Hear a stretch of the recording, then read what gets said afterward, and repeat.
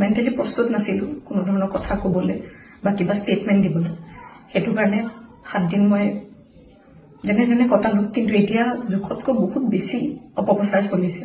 বহুত ধৰণে মোক সাঙুৰ খুৱাইছে বিভিন্ন ক্ষেত্ৰত।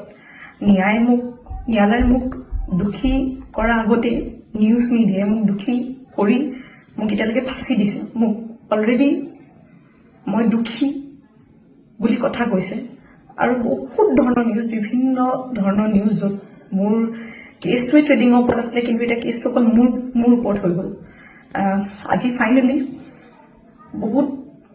বহুত দিনৰ পিছত সাহস কৰি মই চাৰেণ্ডাৰ কৰিব ওলাইছোঁ। মই ফুল কোঅপাৰেট কৰিম পুলিচৰ লগত।